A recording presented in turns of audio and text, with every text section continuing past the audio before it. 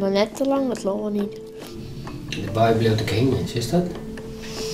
Ja, dat is het nog wel even voor dat droeg is. Ja. Nienke, Ja. hoe zoen wij bij het ijsziekje? Ja. Maar kind wel trok in. Ja, het is net goed voor de lippen dat we ze nou verstoren, want dan worden de ogen niet koud. Maar we kunnen wel even het laan bij de stokjes langs om te zien dat er wat meer ogen bij lezen.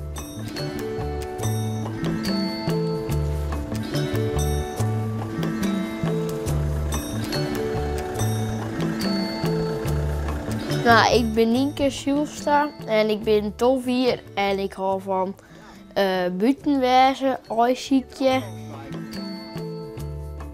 Ja, eigenlijk is bij mijn oerpaak, die had het al 3 jaar om in de huid en die had het weer aan mij geleerd in de coronatijd. En toen had het de zinnen skiend en dan best in het land bezig, maar de vogels te beschermen ik nog.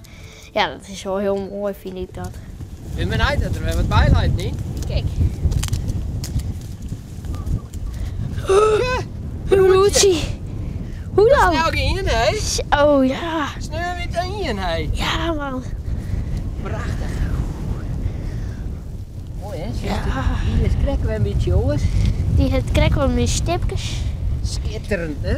Een broertje, niet? Ja. Nou, super. Ja. Hartstikke mooi. Dan is hij vol, hè? Ja, nog met z'n brieden. Nou, met z'n brieën, dan maakt zich maar koud aan met het waar. Nienke, wat hebben we nou aangetroffen? Een broertje.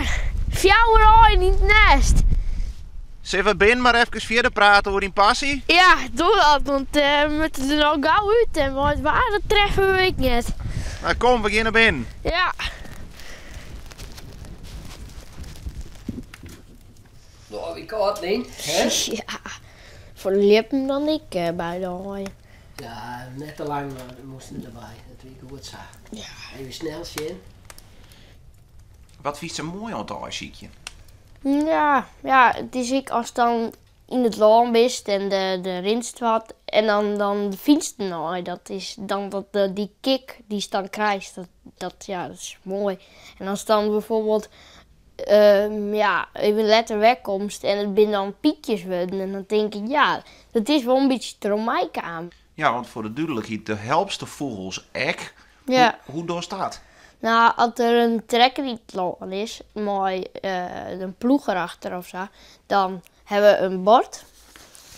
En daar ziet het nummer van mijn huid op. En dan belt die boer van mijn huid. En dan ga ik erheen en dan doe ik af mijn armen zo het nest. Zodat er bijvoorbeeld geen stronthoeken komen.